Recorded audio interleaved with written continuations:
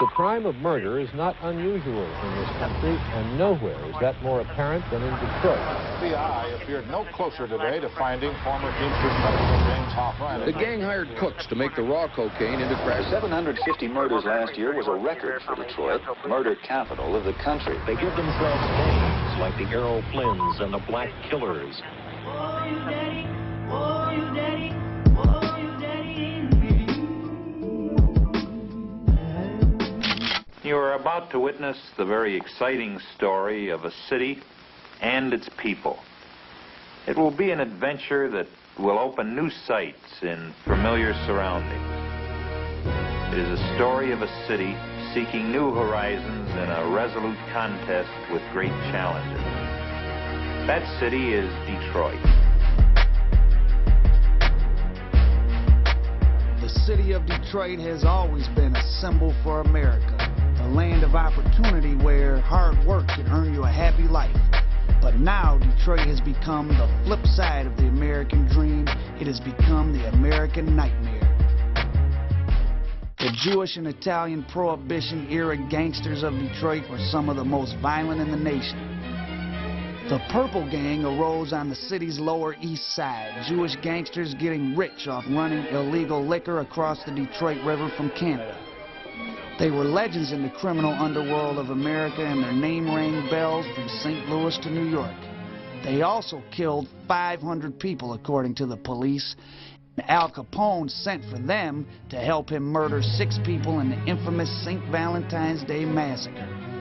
In 1925 alone, police recovered 53 dead bodies from the Detroit River.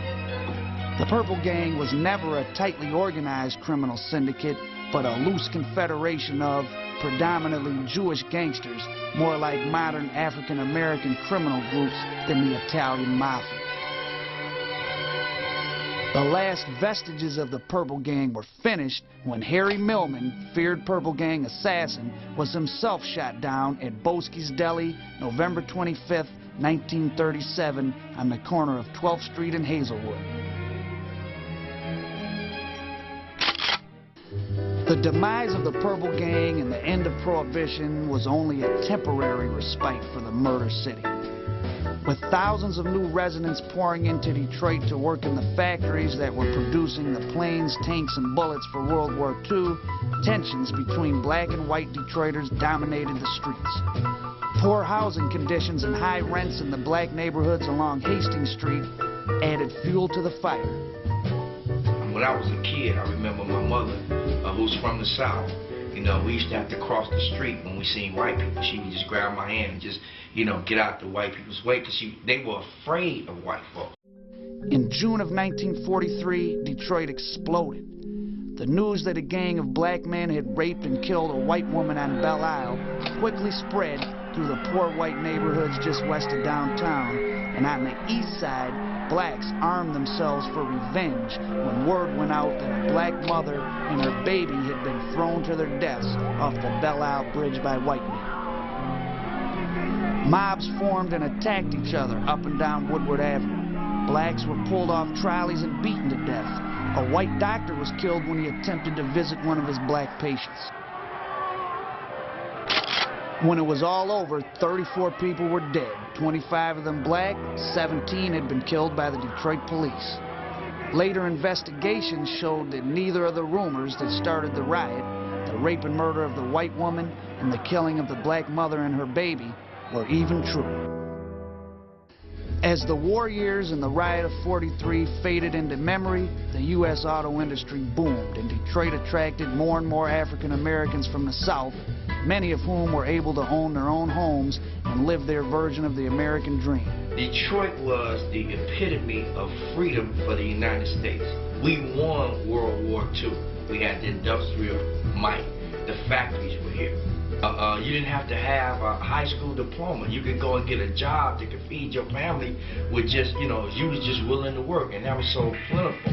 My family got here in the early '60s when everything was plentiful and bountiful, and the promised land was like up north. Detroit was one of those places.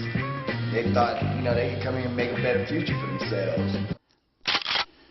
By the late 50s, the auto industry began to move their factories outside of the city and the population started its long decline. And as social change swept the country in the late 1960s, Detroit was poised on the brink of disaster. Frequently called the most cosmopolitan city of the Midwest, Detroit today stands at the threshold of a bright new future. It was one of the worst big city riots of the 60s. In only 5 days, 43 people were killed, 700 fires were set, 2,500 stores were looted, 7,000 people were arrested. My parents bought their house in 1967. They moved in from Royal Oak. The first night they spent in that house was the night that the riot started. When they woke up their first morning there was smoke on the horizon.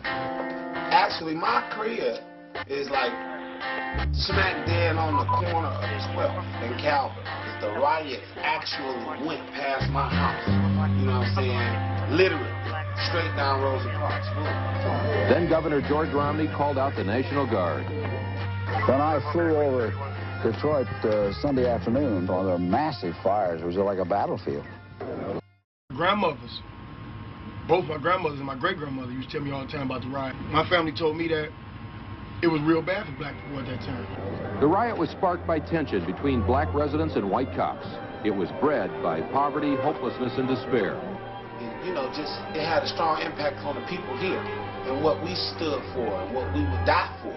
You know what I'm saying? As far as righteousness and fairness, it meant a lot to me. To whereas in that neighborhood, it had me growing up throughout my life like, okay, I gotta get it how I gotta get it, and ain't nobody gonna give it to me. And it's a cold world out here. All dude said a cop, like a National Guards nigga, drew down on him and put his mag like, man, where you going? You coming out? And he had to hop on the elevator and ride his black ass back upstairs. But yeah, it was 93 before the house was worth what they paid for it in 67. I had a great big German Shepherd and my shotgun there with me every day. And I'm standing here on Finkel and Maryland, Fairfield Parkside in that area, waiting for a bus. We had an existing curfew. My police officer pulled up in a military jeep because they brought in the National Guard. This required President Johnson sitting in the 82nd Airborne because it was martial law. And I was asked what was I doing standing there. I said, well, it's 100 degrees. I got a suit on. I'm going to work. And the police officer from the 12th precinct told the National Guardman to kill me. And he pushed the bullet fly down on the 50 caliber. I told the boy to stand down. I'm a sergeant in the United States Army Reserve, and he has no reason to shoot me. And that's when I had the first inkling it was the police department. I went to the 12th precinct and walked the 12th precinct. A guy said, well, why don't you take the test to be a police officer? I had no inclination to be a police officer. We were running from the big four. Police were horrible. They used to beat us with whips. At any rate, that police officer, his name was Gallo. I didn't know at that time he got 40 hours vacation time for signing up a minority after the riots. But after the fires and 43 were killed, store owners moved out, refused to rebuild. Many whose apartments were gutted also cleared out, leaving mostly the sad and the hopeless. They live in despair, constant reminders of the past. As the 70s dawned and the flames of 12th Street slowly cooled, the white population of Detroit began one of the largest migrations in U.S. history. In 1960, Detroit had almost 1.2 million white residents. By 1980, there were only 400,000. Businesses evaporated. Once thriving commercial strips like Gratiot, Grand River, and Livernois became ghost towns. The murder rate soared. According to FBI statistics, in 1960, there had been 172 homicides in the city. In 1970, there were 495, and by 74, there were nearly 800. Detroit had ceased to be Motown and was now known all across America as the Murder City. The crime of murder is not unusual in this country, and nowhere is that more apparent than in Detroit. The 750 murders last year was a record for Detroit, murder capital of the country. Detroit's murder rate is twice that of New York and Chicago. It is 4 times that of some cities. Why does Detroit have more murders? Drug pushers, procurers, killers are considered heroes of sorts.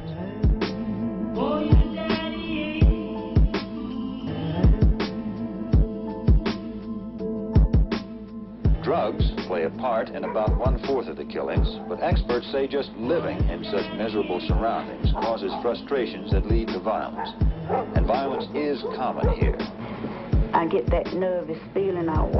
Sometimes I'm looking from one side to the other, behind and front, afraid someone might walk up behind me and push me down and snatch my purse.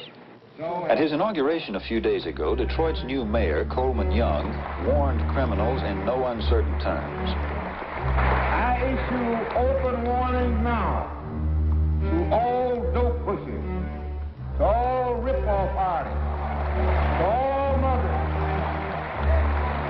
And I don't give a damn if they're black or white, if they wear super fly suits or blue uniforms and silver badges. Hit the road. Other cities have all the problems Detroit has, but for some reason as yet unknown, their citizens don't kill each other as often. I was fired 5 times. 5 times. They called me Emfamous Roy. But that wasn't the territory because I was the second black DPOA, Detroit Police Officer Association steward. The Detroit Police Department had the highest rate of killings per officer of any major city. The Stress Unit, Stop Robberies and Enjoy Safe Streets, killed 30 people in 20 months. One officer, Raymond Peterson, was responsible for 9 killings in 2 years. Peterson. Stress was like this. Here I am, and I got $100 bills hanging out of my pockets. I'm supposed to be drunk, but I'm not a citizen, I'm a police officer. Laying on the ground. Here someone comes along trying to help me out. Bam! Straight up execution. They killed people from trying to help people.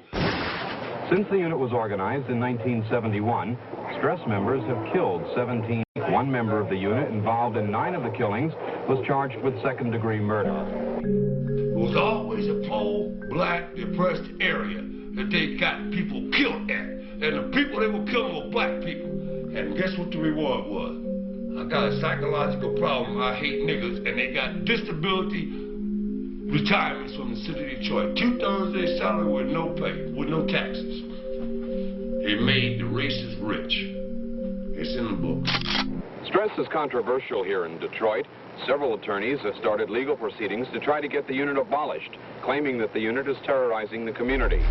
In December of 1972, Stress became involved in a series of shootouts with black vigilantes that had been robbing heroin dealers on the west side, supposedly to support the Black Power movement. 4 Detroit cops were shot and 1 was killed. Routine traffic stop. The police got out the car. We was over my boy's house. We was on Schaefer, right at Chicago. Got out the car and flung a shotgun and shot the police and killed him right there. And that's the first time I really understood that this is a controlled society, because they shut down our neighborhood. They literally, nobody moved. They shut down every street, every block. They were just going in houses. It's like, fuck your civil rights. They was walking in your house. That's when Kingpins came to fame. Because when they finally caught Haywood Brown and Bethune, they beat their motherfucking ass. Something real serious, because they killed 2 police officers. And when they caught up with them, they whooped their motherfucking ass. And Kingpins was a revolution. He was like, I don't give a fuck if they kill whoever. They got rights. And they got a right to be defended. And that nigga got in there and walked them boys up out of there. And that's when he got his spank. The countercultural revolution of the late 60s devolved into the simple quest to get high, and the OPEC oil embargo made the big three's gas-guzzling cars too expensive for many people to drive. GM, Ford, and Chrysler sales nosedived. Detroit struggled with the nation's highest urban unemployment rate and became ground zero for the deadliest of all illegal narcotics, heroin. Texas Slim, Alabama Red, friends of mine, they did help me talk about it. It was advertised on a little paper plate. Buy your blow on Hazelwood. You buy your dope, you got 2 bones of barbecue, you got collard greens, you got potato salad and cornbread. They may have gave you a pop too, right, for sure. Food was extra because they know you had to eat to get some more money and come back up. It was the best. By 1971, Detroit had an estimated 20,000 heroin addicts, mostly concentrated along either Mack Avenue on the east side or 12th Street on the west. In a system unique to Detroit, heroin was sold not on the street, but from apartments and homes known as quarter houses and shooting galleries. At the quarter house, small-time dealers bought caps or bags of heroin that they sold to addicts out of shooting galleries. Along Mack Avenue, there were thought to be 30 shooting galleries in a single block. Robert Lee Gardner was buried in Detroit yesterday. He was 28 years old, a high school dropout, and according to official records, he was unemployed. Gardner was one of 8 people shot and killed in a house on Detroit's Black West Side. The house was a so-called dope pad, a place where addicts go to purchase and to use drugs. Police said Gardner was a well-known drug pusher and that on occasion he had robbed other dope pads. They said the killings were probably an act of revenge. In June of '71, the worst mass murder in Detroit history occurred at 1970 Hazelwood. The police theorized the killings were revenge against Gardner for robbing several Toronto drug buyers. The Toronto buyers had supposedly checked into a motel near 6 Mile and Woodward, then met Gardner at a home near Finkel and Linwood. Gardner tied them up, robbed them of $13,000 and several ounces of cocaine. Once back in Toronto, his robbery victims called back to the city and placed a hit out on Gardner, resulting in the 8 deaths. The case has never been officially solved. Most of these deaths, it seems, comes as a result of what in the street they call a rip-off, which is the robbery of a dope house, a dope pad. In Detroit, unlike Chicago and other cities, most of the narcotic dealing is done in houses. So the pushers are fighting among themselves? Well, yes. August 26, 1974, Pontiac, we was out, decided we wanted some money, things kind of tight. We knew a few people, so went to one place, lady, son was there, knocked on the door, let us in, put him pistol out, slapped a little kid upside the head. He was about like 15, 16, to ask what the drugs were. You don't have to worry about the police department or worry about getting some overdose of drugs when you go to the drug house or the dope house. You got to worry about someone kicking the door in and want to stick the place out. Slapped him upside the head and shot him in the arm and stuff, and got a little drugs, a little money, left there and went and hit another spot. 40% of the people who come before me have a history that involves narcotics, see? I would say 85% of them are black, and they're not in the top echelon. They are the poor, so-called dregs of our society, those who have really given up. And we seen the fact that, there were no jobs, but we was kind of spaced out. Even though we wasn't bad and crazy, we was all spaced. Everybody had weed. It was pounds and pounds of weed available in our community. Now, we ain't making, fucking weed fields. Where's all this dope coming from? But everybody I knew was selling weed in high school. Saying it was just, when I come up, it was just so much fun because it was drugs. People be out the street gambling. My sister got hooked in 1968, 1967 on heroin. Didn't nobody know. My parents didn't know how to handle it. They didn't know. She was just 9. They thought she was just, maybe having fun. She went to Cass Tech. She was an all-A student.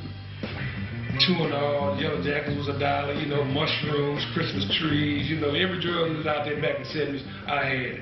What has been recession elsewhere has been depression in Detroit. 6 out of 10 teenagers can't get work. Many have quit school and have no skills. When we have from 8,000 to 9,000 dropouts every year, For a decade, you got from 90 to 100,000 people. Now, what do you think they're doing? They come out of school with no skill. They come out of school with a poor education. Nobody can hire them. So you got a whole army. Employment of the drugs moved in, but it hadn't moved in to our youth. It was still a black gentleman's game. If you got out of line, you got killed. And we went to this guy's house. He's supposed to have some weed and heroin and stuff. So we ended up getting him, and we ended up robbing him, taking him and putting him in the trunk of his car. We used this car to do the robberies. Somebody called the police because of a gunshot. And I was with a friend. I told them to hit the side street. They didn't hit the side street. We ran down the main street, ran right by the police. They didn't know they hear a knock on the trunk, and the guy was in the trunk. You know, and that was pretty much it then, you know. Got down in Jackson, and that was in December '74. And it was like, it hit me like a ton of bricks. It's like looking at the Empire State Building, you know. I'm like, wow, you know, going there, you got 5 galleries this way, you know, 5 tiers and 100 cells on each floor. And on this side, you got 100 cells on each floor, 5 galleries. You know, you got all these people and just everybody's talking at once, birds flying around, people talking. You look up, you got a guy with his gun sticking out the thing, you know, we got our bags in our hand, fish. As soon as we get in our own, you know, we going down this rock, you know, and my man said, man, what the fuck you looking off of this for? You know me, bitch? Man said, yeah, motherfucker. He said, you want to see me, man? I said, yeah, I see. He said, okay, bitch, when the doors break. And I'm like, 10 minutes off the bus, you know what I'm saying? I'm like, wow. So I get in, they put us in our cell. We stay in the cell for 5 minutes. They break for lunch. My man come out of the cell. My man come out, you know, like, what's up? Man grab around and shanking. My man dropped the shank out his jacket with the hitting him. And I'm talking about, they must hit this guy about 20 times. And I'm like, you know, that's just what it was, you know. And go to the movie at the first day. Second day I'm in there, go to the movie, go to the bathroom. Guy got a dick in his hand, one in his hand, one in his mouth, one in his ass, and 10 guys in line talking about I'm next. It was that life in the penitentiary was, I tell you, it was unbelievable. On the east side, gangs of young killers took over the streets. The Errol Flynns and black killers battled for control. Detroit, like any major city, has had youth gangs for many years. They give themselves names like the Errol Flynns and the Black Killers. Led by the Nix brothers, Frank Cunningham and Stan Cherry, the Errol Flynns controlled the area along Kercheval Street between Mount Elliott and Conner. The Black Killers, or BKs as they were known in the street, were led by the Took brothers, along with Donnie King and Jeff Dye.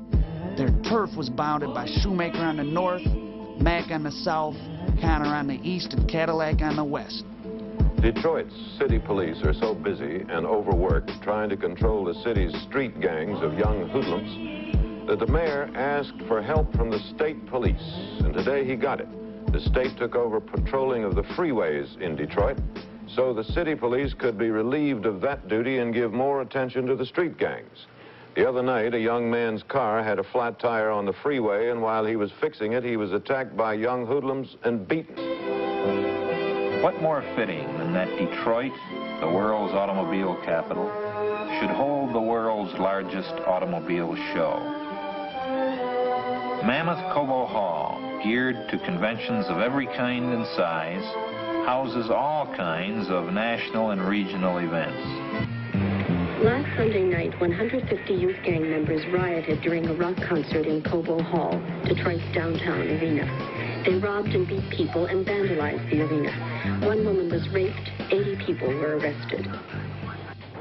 After the riot at the concert, the city responded with force, and one gang member who didn't want his face shown told us the gangs are feeling police pressure. Can't do too much with the man out there on the street like he is. So as of right now, we're going to close things down. Most Detroiters, including those on the east side where the gangs live, support the strong measures. Yeah, I mean, somebody need to crack down, you know, because it's rough. It's rough, ain't no doubt about that. It's sure enough rough. While the media portrayed Detroit's black neighborhoods as urban war zones, the mob quietly went about their business, and huge profits flowed into the hands of the Tocco, Giacalone, Zarelli, Mafia family.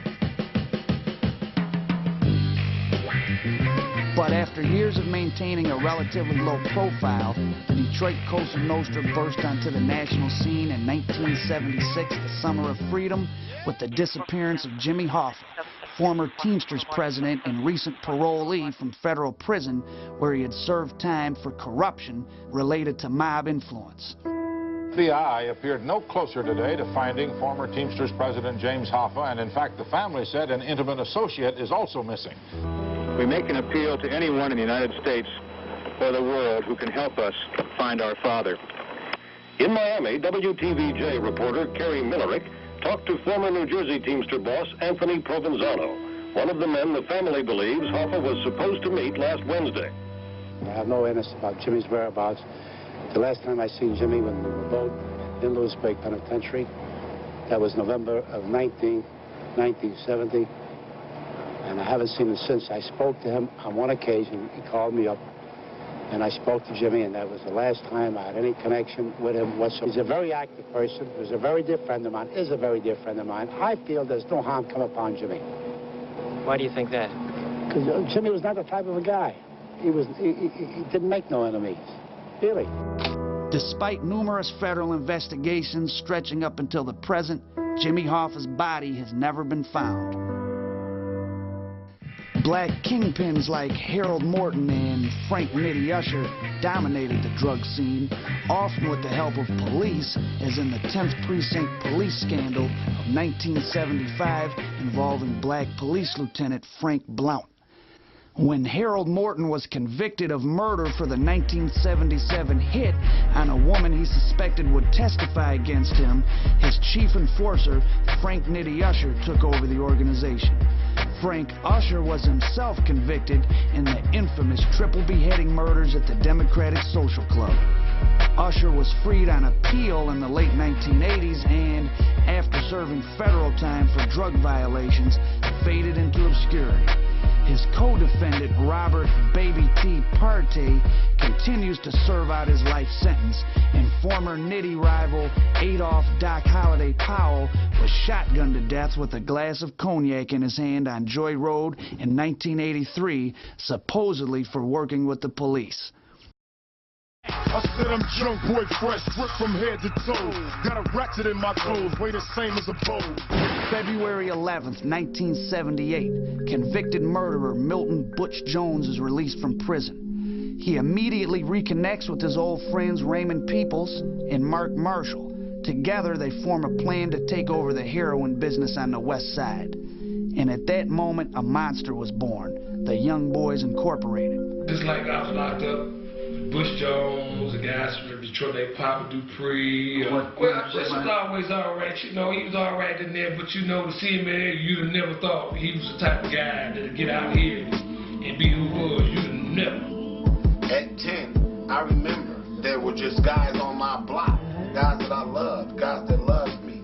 They were normal people, but when they turned the corner and when they went up the block, or when they jumped in whose ever car pulled up, they were monsters.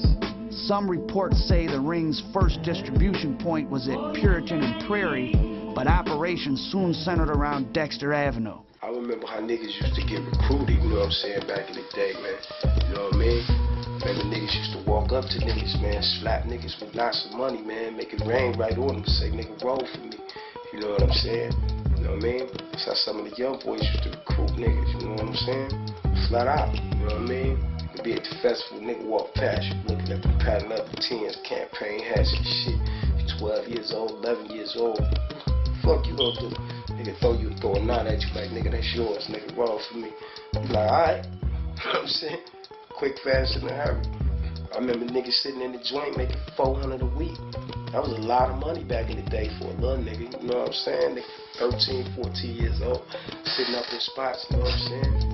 But I remember coming home from Peck Elementary on 12th and Lawrence and coming into my house and seeing, literally, the dude down the street that was like a big brother or uncle of mine on the news selling drugs. That's brother from down the street, you know what I'm saying? That nigga on TV. I ain't giving a fuck about that, what they done. Hitting shit. He's in the penitentiary right now. He's done 18 years. They keep flopping. know, grew up around cats like that. If niggas say they ain't getting nothing from the Y.B.I, they motherfucking crazy, you know what I'm saying? The Jeffries Projects, Warren and Bewick, Highland Park, Finkel Avenue.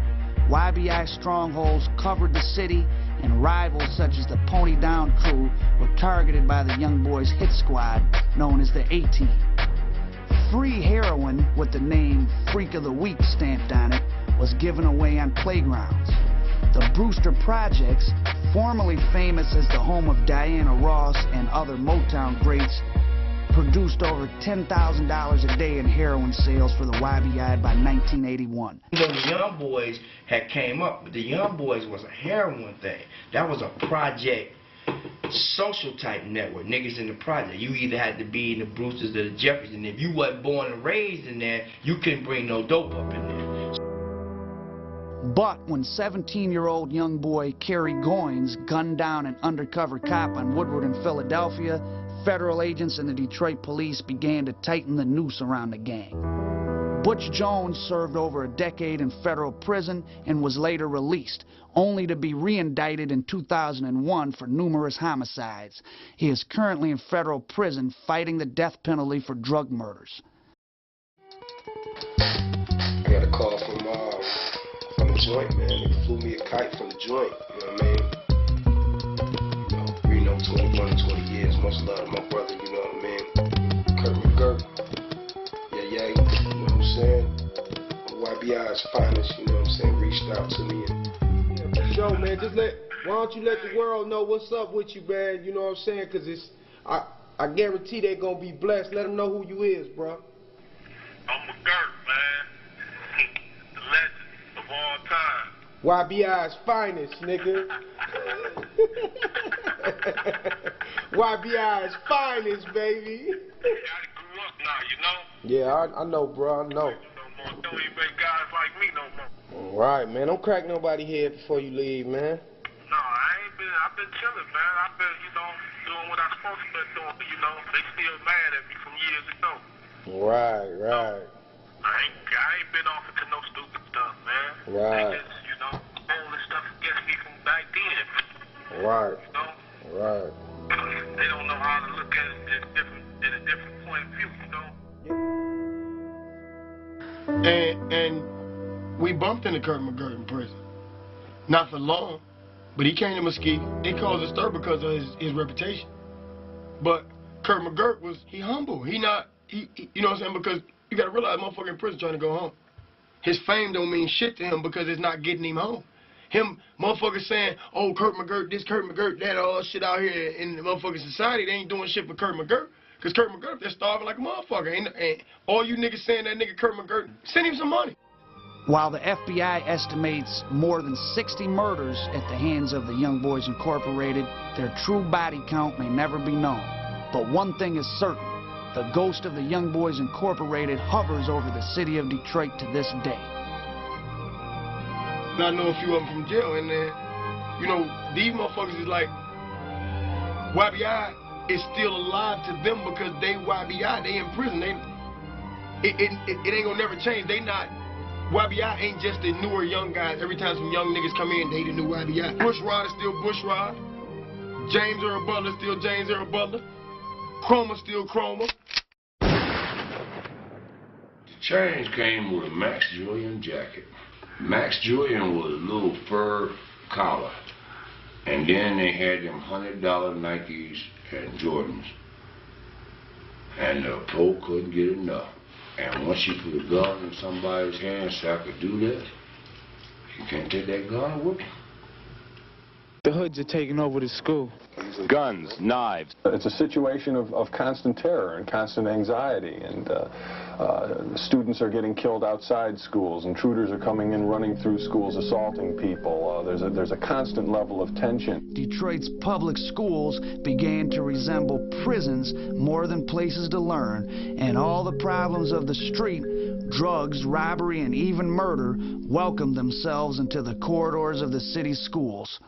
I did go to Detroit Public Schools until I just couldn't really stand it anymore. Being white, yeah. He got to start swinging on me, so I started swinging back. Then he grabbed me and then he stuck me with a knife on my side right here. Just about every month there's a gun, some type of gun. My 9th grade year in Central, that nigga got smoked. With registration day in the lunchroom. That was in '86. Nowhere is the problem of school violence more apparent than in Detroit. Last year, nearly 10,000 students were punished for committing crimes, including rape, arson, and attempted murder.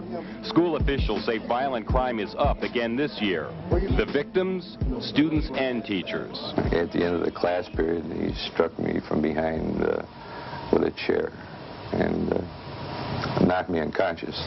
When I go to high school, the counselor at Taft said, "You from 7 Mile, you with them 7 Mile dog dudes, we not finna let you go to Henry Ford, period.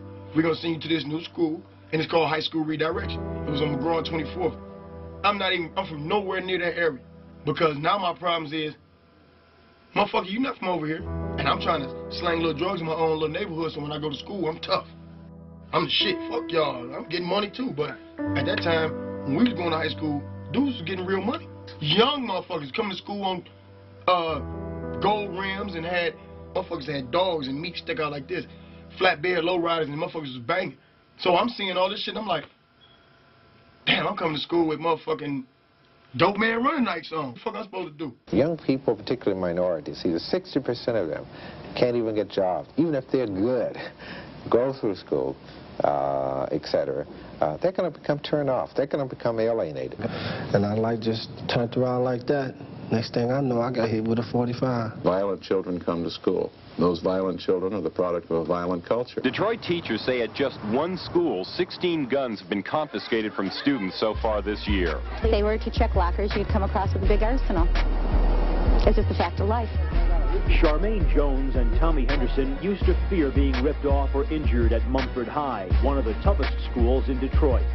There was a time when kids couldn't even wear their coats on around here without somebody coming around and taking them off, or getting a gun in your face. But the ploy was this. Me and my homeboy, and it's like 3 other dudes. They the older dudes, though. They gave us a 12-gauge shotgun. You go take the 12-gauge shotgun, you run up on that motherfucker right there, you tell that bitch, give me your motherfucking coat. He gonna come out the coat, he take the coat, we gone. Shit don't never happen. Like, it's my first time pulling the gun on a motherfucker. No one never told me you don't put the gun directly up on the motherfucker like this. You know what I'm saying? You don't put the gun and touch him with the gun, because when you touch a motherfucker with a gun, they liable to do some Superman shit. I don't know. It's me and my homeboy. We try to pull a gun on the motherfucker right before his coat. I pull the gun, the motherfucker grabs the bitch. So we struggling with the gun. This motherfucker, he got the barrel of it, like trying to hold it and pull it out my hand over his shoulder, because I was holding it like this. My homeboy, rest in peace, his name Drake. He come out of nowhere. Bow! Fired on the nigga. Stumped him out, kicked a patch of meat out of his motherfucking head. Big enough to season a pot of greens. He got up and tried to run. My homeboy, other nigga, boom! He kept grabbing the motherfucker, slamming him on the ground, boom, boom. And he slamming him, and dude holding his coat like this, like I ain't letting that bitch go. Dre hit that bitch again, that bitch let straight out his coat. Nah, the nigga got killed. Nigga got killed on the bus. My boy Frank Miles, R.I.P. to Frank Miles. Don't say, little melee breakout at the bus stop. Niggas is fighting as usual. That shit was every day. Niggas getting little tussles at the bus stop. And somebody gets, you know what I'm saying, gets manhandled or whatever, and got a little ego jump off going. Let a couple shots loose at the bus, because that's what the nigga who beat him up was. It wasn't even the nigga who got shot. They popped that nigga by accident, and he died. He was a football player. You know what I'm saying? He had his grades up and shit. He wasn't like the average motherfucker. Like me, if I had got popped, nigga would be like, man, that nigga deserved it probably. You know what I'm saying? It's a police station right across from the motherfucking bus stop. I don't think they even caught the niggas that did it. I don't know. Among big cities last year, Detroit had the highest murder rate and the highest unemployment rate. White people have left this city in record numbers. Experts say many of the black people who remain are worse off now than they were before the riots in 1967. Murder was in the heart of many Detroiters, not just the gangsters. The long and deep struggles of the U.S. auto industry engendered irrational hatred and fear of Japan and its cars in the minds of many of those unemployed or living under the shadow of Detroit's dying economy. In 1982, right down the street from Chrysler World headquarters in Highland Park, 2 white auto workers beat a Chinese man to death when they mistook him for Japanese inside the Fancy Pants bar on Woodward Avenue, and the entire nation once again looked on in shock at the murder city. Detroit, a tough town on hard times, where some blame the Japanese for the loss of their jobs. 27-year-old Vincent Chin, a Chinese American, may have been a victim of that frustration. In June of last year, Chin went to the Fancy Pants Lounge. 2 auto workers thought he was Japanese. The 2 men Vincent Chin fought with in the bar found him here, a few blocks away, and in the middle of the street beat him with a baseball bat. He died a few days later, and the 2 men were convicted of manslaughter. But that was not the end of the Vincent Chin story. His death touched off a series of protests by Chinese Americans in Detroit, angry that his killers, 43-year-old Ronald Ebens and 23-year-old Michael Nitz, received probation and not jail. And he was pointing to those guys. It isn't fair. It isn't fair. This guy had a baseball bat. This is 1980. And I had like another year before I got my bachelor's degree. So I was catching 2 buses to school. And I got on the bus one day, and I caught a bus to school. And I got to school, I didn't have no money for lunch. I just had no money. And I went to McDonald's with a friend. I was just hungry as hell. So on my way back home on the bus, you know, all the fellas from my hood be up at the store. So everybody was up at WD's. I was on Apollon and Joy Road. And everybody was up there with the Benzes and they new rides, and everybody was getting money. So when I got off the bus, I stopped there to kick it with everybody. And my boy said, nigga, you need to quit bullshit. You need to get some of this money. I was like, no, I'm about to go. I'm trying to go to school. But I was just, and later I said, well, nigga, come by the house. I came by the house late on that day. He dropped me off 3 keys. And from that day, I didn't look back. By the early 80s, cocaine fever had gripped America, and one of Detroit's most successful native sons, John DeLorean, soon made national news when the FBI accused him of attempting to broker a massive cocaine deal worth tens of millions of dollars. Hey, like John DeLorean? Hey, now, you can find a company that's called Capitals for Killing Protestants in Northern Ireland. Cocaine gotta have something to it. 22 months after he was first arrested by the FBI for drug trafficking, John DeLorean arrived at the federal courthouse here today, accompanied by his wife, fashion model Christina Ferrari, to find out that his long ordeal was finally over. He had to push his way through a huge throng of cameras and reporters to get up the steps and into the 5th floor courtroom, where the jury of 6 men and 6 women, after deliberating for 7 days, decided the former automaker was innocent of all charges against him. As the court clerk read the verdict, not guilty of conspiracy, not guilty of possession or distribution of cocaine, not guilty of all 8 charges against him, the 59-year-old defendant first listened intently, then smiled broadly, embraced his wife, and said, "Praise the Lord." Of course, I have many, many people to thank. First, obviously, I have to thank God, because when you have this tremendous force against you, that nothing but a miracle can bring out the truth, and thank God it came out. So my sister invited us all over to the house.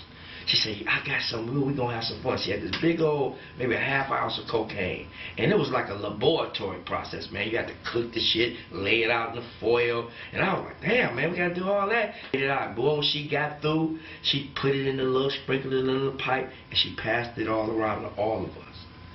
And that shit was good. So when the pipe got to me, I hit that motherfucker.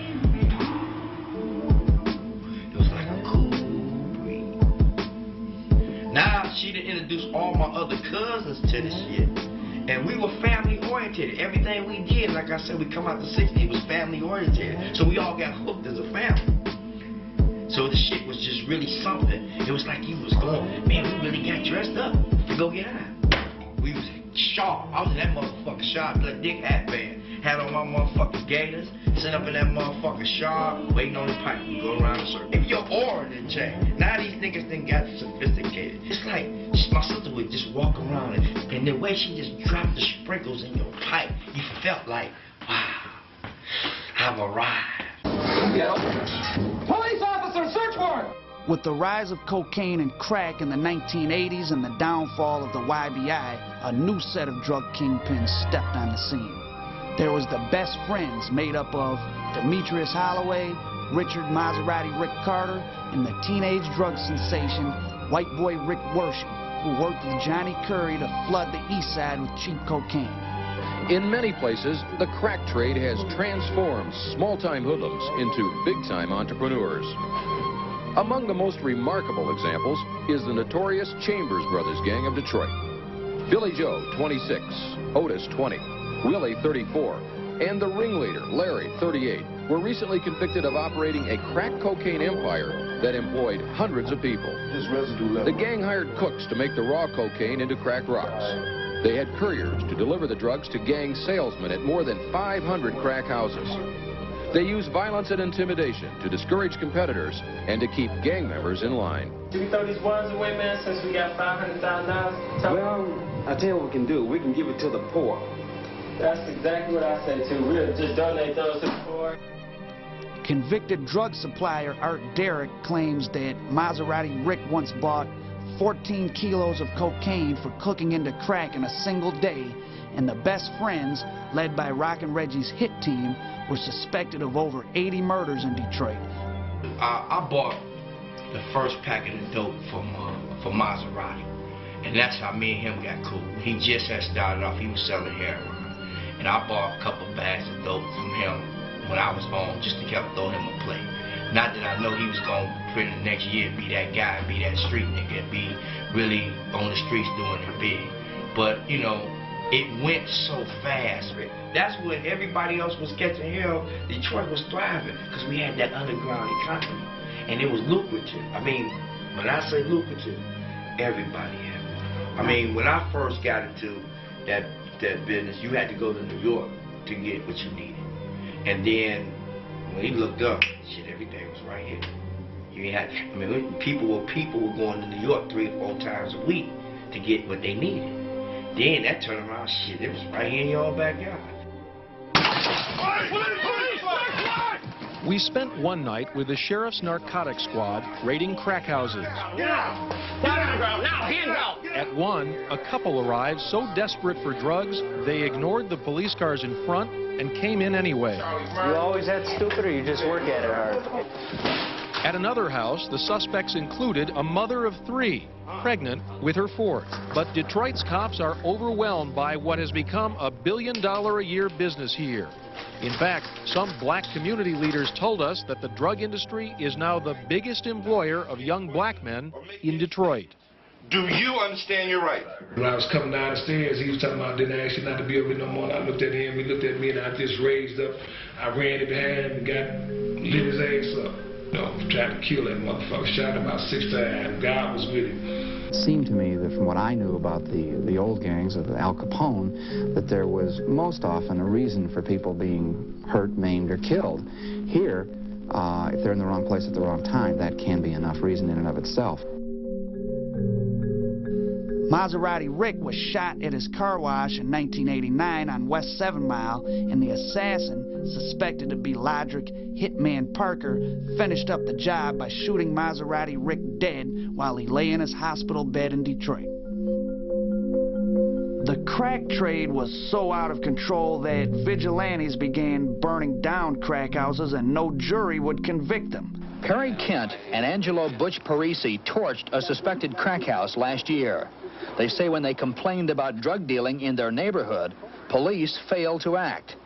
We dumped gas all through the house and we set it on fire. That's all that mattered. My kids came first. I'd rather burn that house down than go to a funeral for my kid. Butch threw a match in through the window and it went out.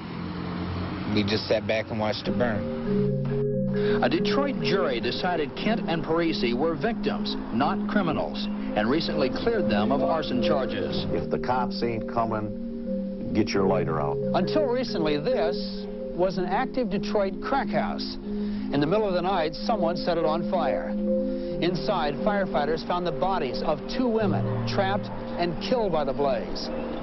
Every October 30th on Devil's Night, the city burned itself down in a frenzy of arson.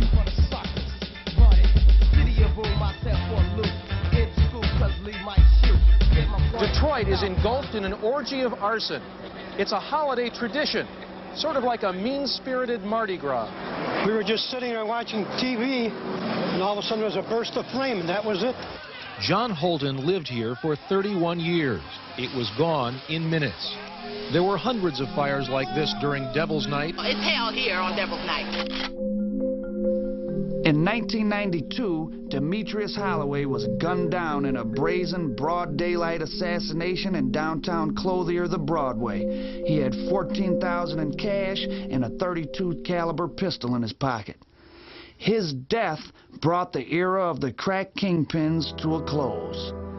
With Maserati Rick dead, White Boy Rick serving life in prison after being arrested with 18 pounds of cocaine, and Rockin' Reggie Brown fighting a series of first-degree murder charges that would eventually lead to life imprisonment, all the key figures of the 80s were gone from the streets. You can run through some shit. I mean, you can run through $1,000 in a couple of days getting high smoking crack. And we used to go over my grandmama's house, used to be stepping over bodies. I come over there like, what the fuck is this motherfucker? Who is that nigga? Who is that? Didn't even know motherfucker. They land everywhere. It's like the fucking Taj Mahal. On our block, it was more of a family feel. I ain't gonna sit here and tell you like our block was just getting the most money in the city of Detroit or nothing like that. We just had different motherfuckers that was hustling. But a lot of them dudes fell victim to the drugs like our fathers did. Started off selling and they ended up using. So now, that's a lot of these crackheads that's walking down the street now is the dudes who used to be on. Well, everybody will, to this day, everybody will come on ward and look for my sister. They don't want to get high alone because she brings that comfort to your crack pot. Never seen nothing like it, dog. That's some real pimped out shit. I usually never talk about this because it felt so bad. Stick up, whatever, man. You know, tricking motherfuckers. Young guys have drugs that not the guys knew I was. Catch me tweaking, man, you got some dope? No, I ain't got enough. Bitch, don't let me see how they're selling none. You know, shit like that, you know. I got arrested July 8th, 1990. Nigga, that shit drove me crazy. I mean, being in prison ain't nothing. It wasn't being in prison that bothered me. Because I was in there with the whole neighborhood. I mean, when I got in, I was like, damn, this where you been. Well, damn, nigga, there you go. I had a good job. I was the classification clerk. And look, one of my dogs came and told me, said, Tom, man, you the classification clerk. I said, well, what do you mean? He said, man, you got the power. You know, I assigned the inmates their jobs. And so I noticed that in the prison kitchen, all the white boys had the kitchen jobs. Now, if you had the kitchen jobs, that's like $100 a month. You rich. And all the blacks had the porter jobs. They was scrubbing. They get like, you know, maybe $15, $20 a month. So I took all the white boys, I was an agent, I took all the white boys out the kitchen, and I took the kitchen detail, and I gave it to all the killers, all the black killers. My boy Jango stood on the yard.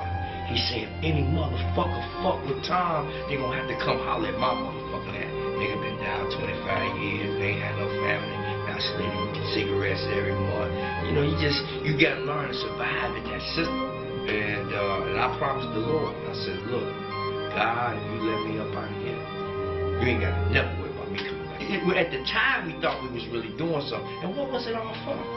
At the end of the motherfucker, I'm locked up. I got a motherfucker $100 million bond. They done took every motherfucking thing, my house in Rosedale, all my property, you know, and in that penitentiary, you walk where everybody got pictures talking about what they used to be. But this shit, and you come out, you have absolutely nothing. Because if you selling dope, you are not prepared for tomorrow.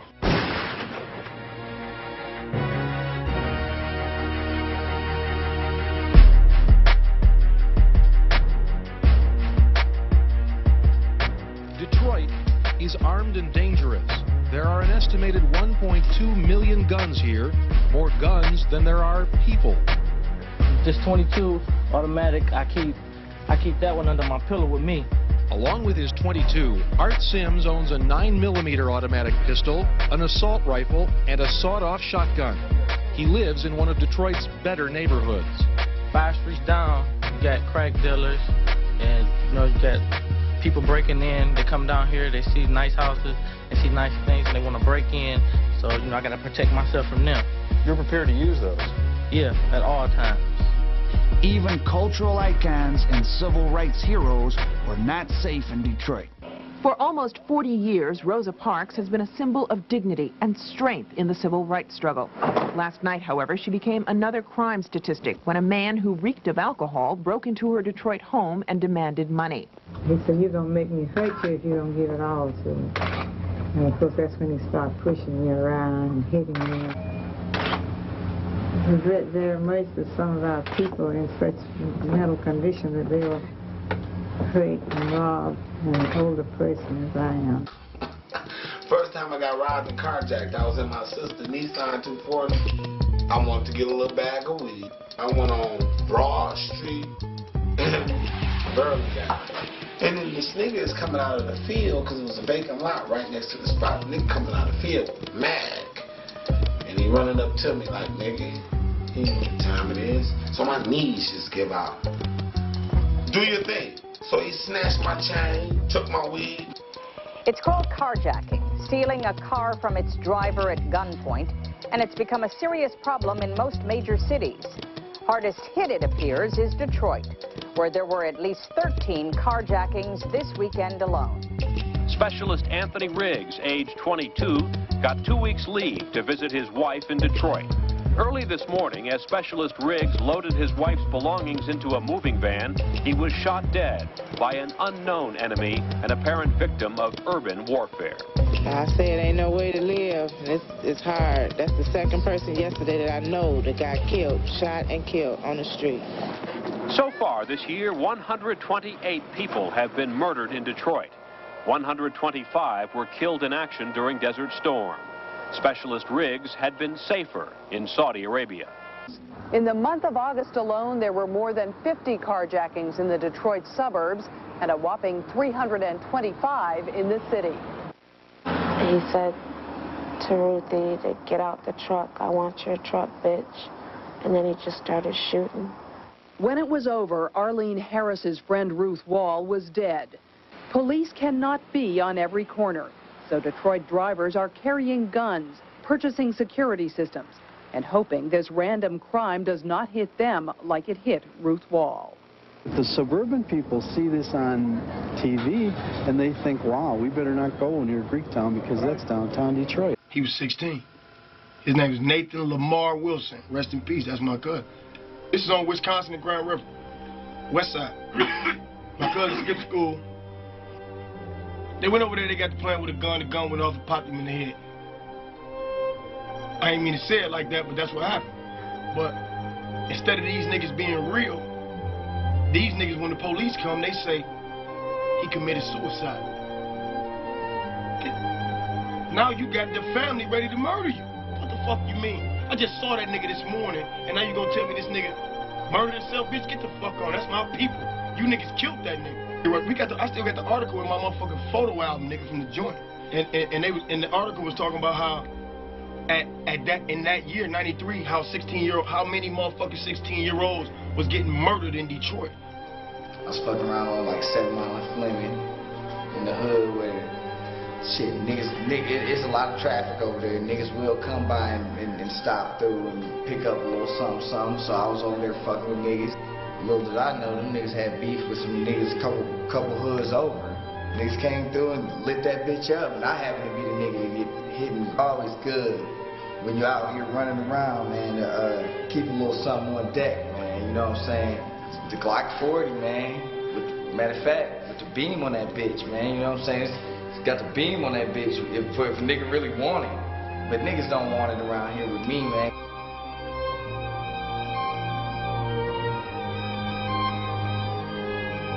The Detroit police continued to lead the nation in police killings, and no case was more infamous than that of Malice Green, an unemployed steel worker beaten to death by 2 narcotics officers at the corner of West Warren and 23rd.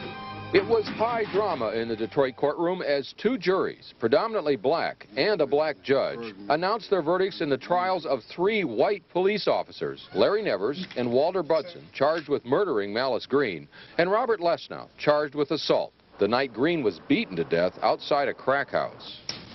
People of the state of Michigan versus Walter Budson, defendant, guilty, murder in the second degree murder. Nevers jury finds the defendant guilty, murder second degree. The 2 veteran cops were known as Starsky and Hutch in the city's high crime neighborhoods the night they stopped Green last November, suspecting he possessed some drugs. A parade of witnesses testified the 2 beat Green repeatedly on the head with a police flashlight. I was afraid that he would get my gun out and possibly use it against me or my partner. I never struck that man. But the autopsy determined Green died of at least 14 blows to the head. Defense lawyers also tried to show that cocaine and alcohol contributed to Green's death. Neither jury bought that. Both concluded Green was beaten to death. But minutes after the verdict was announced, the only white juror in Budson's trial who wanted to be identified as Carl said he disagreed with the verdict but went along with it because he was under duress from the other jurors. The difficulty was I didn't think it was proven as far as intent. There is still a feeling of outrage that a black man died at the hands of 2 white officers.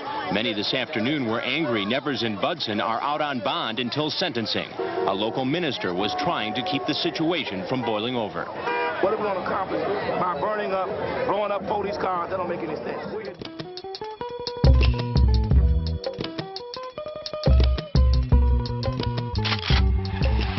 I was over there on Claremont selling drugs over there in the apartment building. And this girl pulled a pistol on one of the customers. He called the police on her, and they kept coming back and forth that day. And this particular time, I'm in the spot and look up 2 Detroit police officers. Motherfuckers pulled me over. You know what I'm saying? Told me I was speeding. Told me they was gonna take me to jail because I had my license on me.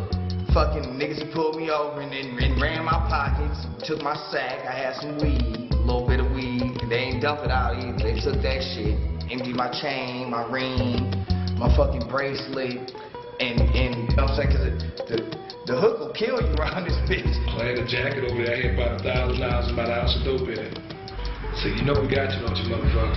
So yeah, so you got 2 choices. You can let us have this shit, or we taking your ass to jail. He told me we can have it. Get back with you. After years of being investigated for corruption by the federal government, Detroit Police Chief William Hurt was indicted for stealing $2 million from a secret fund of drug forfeiture money. Detroit's 5-term mayor Coleman Young and his police department are in the eye of a storm. Did you hear what I said? As far as I'm concerned, the press conference is over. Move him out. Move him out. In a 3-month front-page scandal that has the whole town talking, the FBI and a federal grand jury are investigating an alleged $1 million police corruption scheme. This man, Kenneth Weiner, a former deputy police chief appointed by the mayor, is the key suspect, linked to an illegal diversion of money from a secret police fund controlled by the chief for use in undercover drug buys. I didn't do anything wrong. I didn't commit any crime. Period. How most of the money was spent is a mystery, but $160,000 went to armor plate the mayor's 2 limousines. $17,000 bought Uzis and semi-automatic pistols for his bodyguards. Another $130,000 paid for security at Young's mansion. And Police Chief Hart insists he knew nothing about this. $72,000 in rent payments on this Beverly Hills house, leased by his daughter for 2 years. Police and shit do that down in Detroit. You got police rob you. Have you selling dope, all kind of shit. And they do it. That's well known in the streets. Everybody know that. The corruption probe is an embarrassment for a city long plagued by drug-related crime, where inner-city dwellers often complain that police are unequipped to shut down crack houses fast enough. I know the city is upside down until we can get back on course with the police department. The city will stay upside down, many think, until the mayor and his police chief disclose what they know to investigators. Mayor Coleman Young narrowly avoided prosecution, but Chief Hurt was convicted and served 10 years in prison. Upon his release, he worked briefly as a shoe salesman before dying of a heart attack. It's 93, I'm 17 years old. And at this time I was doing, I thought I was a full-fledged gangster at this time, so I'm robbing niggas on my own, I'm smoking weed, stealing cars, I'm selling little packs of drugs, I got me a couple packs of heroin. We was animals. We was knocking niggas the fuck out. We was taking niggas shit. I'm a gorilla out here in these streets. Until some gorilla shit popped off. I took an 8 to 20 as long as I didn't have to get 2 names. When they actually sends me, she sends me in months, 120 months and 300 months. This the first time I ever got a chance to say this shit. You bitch ass niggas, fuck you hoe ass niggas. I mean that, but them niggas know. Fuck both of you niggas. Because you niggas left me for dead. Y'all ain't gonna check on my mama. Y'all ain't gonna check on my brother. You niggas ain't have to send me no bread. Y'all ain't have to write me no letters, nigga. Y'all could have at least went to go see if, since you right around the corner, bitch ass nigga, you could have at least went to go say, damn, ma, you need some groceries carried in the house, you need a motherfucker to walk to the store for you. The first motherfucking fight I had was with a nigga named Times Bay. He is from Saginaw. He like, you little bitch ass nigga, stay out my business. So I ain't say shit. I said, all right, nigga. I said, fuck you. And let the motherfucking, the bars be the bell, my nigga. But he's still going on. About 45 minutes. You bitch ass niggas, I'll stab one of you Detroit niggas. Fuck you hoe ass niggas. I ain't scared of you bitch ass niggas. So when he walked past my cell, he gonna say, what's up, little nigga? That's for me. I said, yeah, bitch ass nigga, that's for you. That's for you. He gonna walk up in my cell. I was really scared, to be honest with you. You dig what I'm saying? But I beat this nigga like, I knew I beat this nigga's mother because he said, come on, man, for the police catch us. But you 40. I'm like 18, 19 years old, you 40. Come on, hold on for the police catch us. Because he couldn't do nothing with it. And when them older niggas seen that motherfucker older nigga that's a fag, and he been known for stabbing niggas and butchering niggas and whatever, couldn't fuck with that young boy, I got respect. You can't get this kind of shit tattooed on you, my nigga, in prison if you ain't repping something. Them letters across the top of that shit, too. That means 7 Mile Dog Crew all day. Them the originals right there. You know what I'm saying?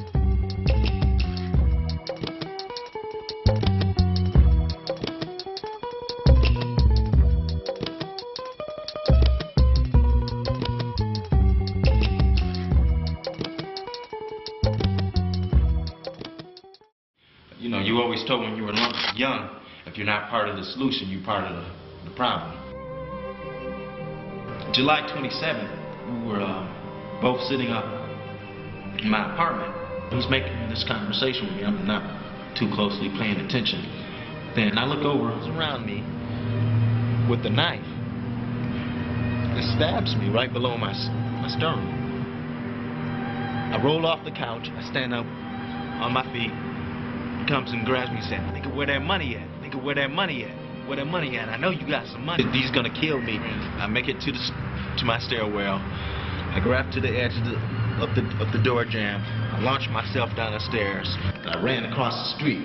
And I'm running across West Warren. I run over to, this is the spot where we just ordered pizza from. I say, Mo, call 911, call 911. That guy just stabbed me. The ambulance shows up, they run me over to Sinai Grace. You know, I'm in ICU for about 4 or 5 days. I'm in the hospital for 2 weeks.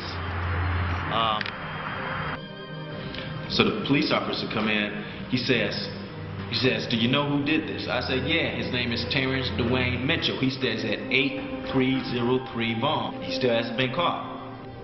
And I don't see how that can be. If I give you the address, you know, the guy's name and everything, like, wow. As the new millennium approached, the murder hotspots spread outward from the city center into areas like 6 Mile and Gratiot and the Conant Gardens on the east side and Brightmoor on the west side. Between 1995 and 2004, Over 110 murders were committed near the Gratiot 6 Mile neighborhood, and the area along Finkel Avenue between Wyoming and Schaefer on the west side recorded the highest average murder rate of any large residential neighborhood in the city. Since the new millennium opened, downtown Detroit has been transformed from a ghost town into a small green zone of giant new buildings and development projects.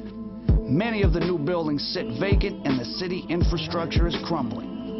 The Detroit police solve less than 40% of the homicides, and business owners are nervous.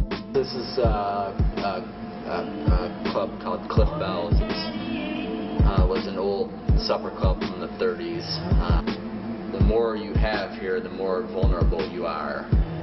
Because when it dries up around here, it dries up bad. And you can see it, you know. But just a few weeks ago here, a customer left, and three of my customers had walked out of here and walked down the street, and we're halfway down the block, and you know, SUV rolled up, and the guy jumped out with a shotgun and smacked the guy with it, smacked this kid in his face, and took, you know, robbed him. Yeah, man, this is Harlem World Music and Video, man. This is a vision I had that I brought out here, and we opened up the store in 05. We're here, we have the books, black documentaries, the black classic films, the street documentaries. And 1998, man, I got here, and the minute I got off the highway, man, I got off at Jefferson, man, to hit the east side. My family lived on the east side, man. I'm off at Jefferson, then I go to Connors and Warren. I was like, what the fuck, man? It's like the city, like the shit was burnt down. I was like, yo, I must be in the wrong neighborhood or something, man. You know, coming from New York and then coming to here and to see like the shit is burnt down and nobody's around or whatnot. I was like, you know, it's really serious, man. The reality is when you stay in the neighborhoods, you know, that what's happening downtown, you know, doesn't mean anything. There's been a bunch of shootings down here since we've been open about a year and a half. The other day I called my delivery for my syrup, my Leonard syrups, and I called the delivery guy direct, and he said, oh man, he said, I said, how you doing? He said, I'm not good, man, they killed my brother. His brother got killed over on off of Livernois, 94. All the time you run into this, you know. It's the same delivery guy that was delivering Leonard syrups over to Chelio's a couple months ago. Chelio's Chili over here, and he was the guy that discovered that double homicide. They have a robbery here in Detroit, man. They stick up a dude. The dude only have $20 on him, right? They stick the dude up, take the $20, shoot the dude, bow, kill the dude for $20. You understand what I'm saying? And the difference what I see with New York, growing up in New York, a lot of brothers respect the life more differently, man. They'll watch you. They'll watch you for a week, or watch you for a week or two, see that you're driving a Lex or Benz, making that money. They watch your wife, your kids, see how you're driving, see how you're living, and they just watch you with the cameras and the binoculars for like a month, 2 months, 3 months. They're going to catch you for the gusto. They're going to catch you for 500 or a million, opposed to killing you for $20. You know what I'm trying to say? Detroit's influence on the popular culture is undeniable, though.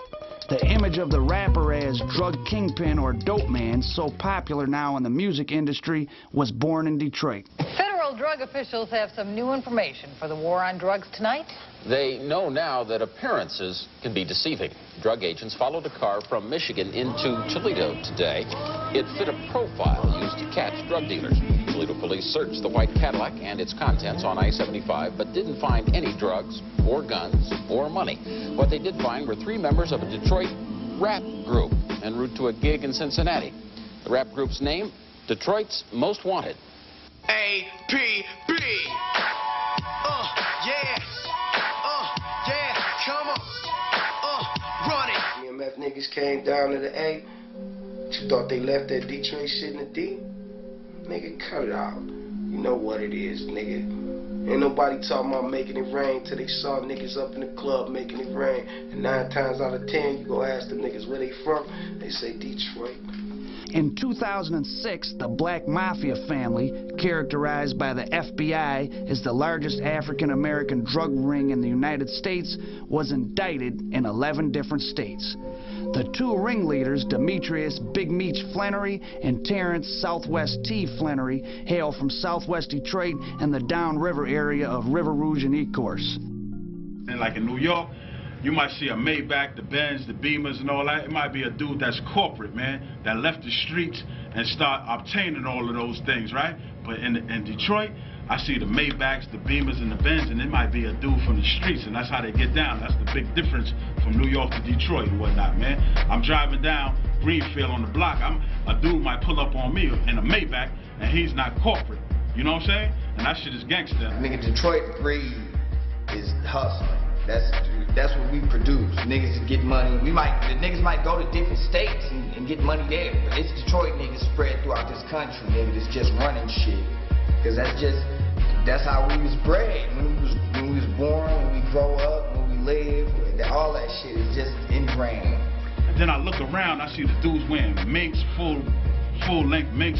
I'm like, God damn, this city is bananas, man.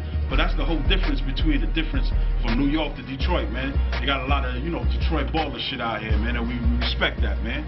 You know what I mean?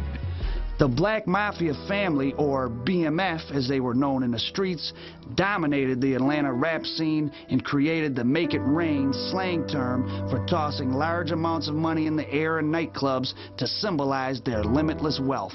Ain't no new Motown, homeboy. We ain't went nowhere. You dig that? Let me say that. And I don't mean no disrespect. I love the ATL. I fuck with all y'all boys. Y'all boys fuck with us like y'all. You dig? We all get the same blood, and us we must have. But ain't no new Motown. Detroit is Detroit. The ATL is the ATL. And that D shit never play. Because all through the United States, that's really all you seeing. All this D-boy shit. You right. It's some D-boy shit. Not dope boy. Detroit shit, you know what I mean? Don't y'all niggas ever forget it or get it twisted. It's all Detroit shit, nigga. Ever since the motherfuckers first saw us at the fucking Freakniks and fucking damn Jack the Rappers, man. You know, and the music videos in the late 80s and early 90s, you know what I mean? Shit was done, you know what I mean? You know, from the full-length minks to the gator boots to making it rain in clubs, nigga. From Y.B.I. to BMF, you know what I mean? In late '07, Big Meech and Southwest T pled guilty to various drug charges and are awaiting sentencing. That's why they put that motherfucking movie out with my man Al Pacino. That movie was to have the same effect that Superfly had on my generation. It was to brainwash you to wanting to be a drug dealer. Superfly came in and fucked us up. Movies inspire people because Mac come out, everybody want to pimp, everybody want to be Superfly, everybody want to be a drug dealer. We off in the movie, every time he do a hit, we do a hit, you know what I'm saying? I spit the best 16 bars. I was the best battler. I never lost a battle in prison, period. Never. Ever. I came home from prison and I got a job. I was like, fuck rap. Not fuck rap because I still wanted to do it, but I ain't had no outlets for it. You know what I'm saying? Detroit, we the gutter, so motherfuckers like, you can't make it from Detroit, you know what I'm saying? In 2007, Detroit had more murders than Los Angeles, a city with 3 million more people. In fact, Detroit had almost as many murders as New York, a city with 8 million more people. I'm hoping that it never comes to the point where I have to take someone's life, but I do it to protect myself. You know, I just lost my girl and shit. You say my best friend, you know what I mean? Valerie Atikian, you know what I mean? AKA 24K, one of the original members of the Convoy Posse. Just lost her last year, man, September, man. Oh, man, she was found shot 2 to the head, you know, in the dressing room at her theater on Woodward. You know, a lot of shit about that damn theater, you know. If I'm not mistaken, the last 3 owners was found murdered in there, you know what I mean? And at this time, I want to say, rest in peace. A lot of people in Detroit acknowledge and recognize that, and it's better not to even report the crime, and if you want justice to find a way to handle it yourself.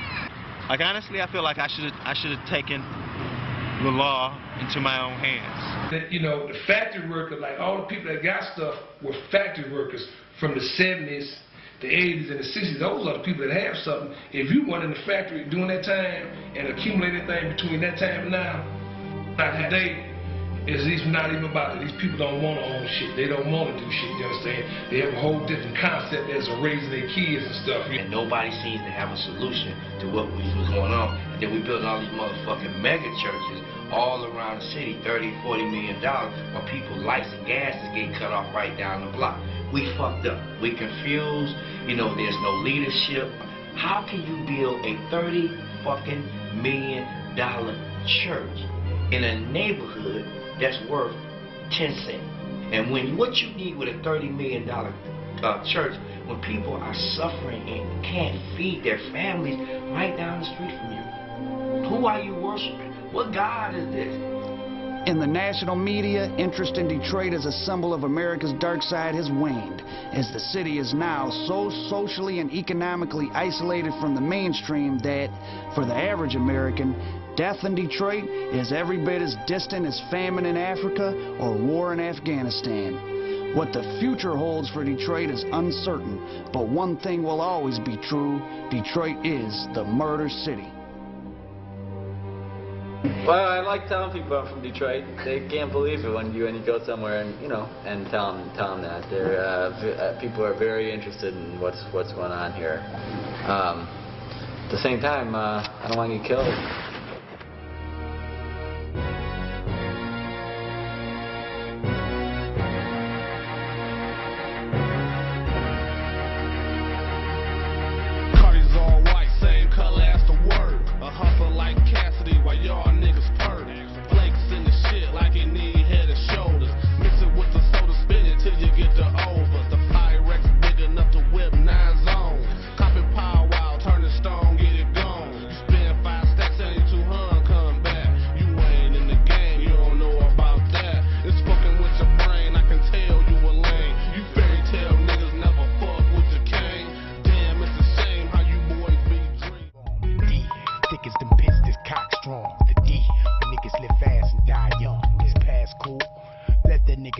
This nigga wanna interview to learn the truth. Have a seat, plenty to drink, plenty to eat. Yak on the table, pounds by your feet. Roll up one, you don't smoke, more for me. And this nigga ain't smoking, this nigga sound like the police. Nah, this one of them niggas from the magazine.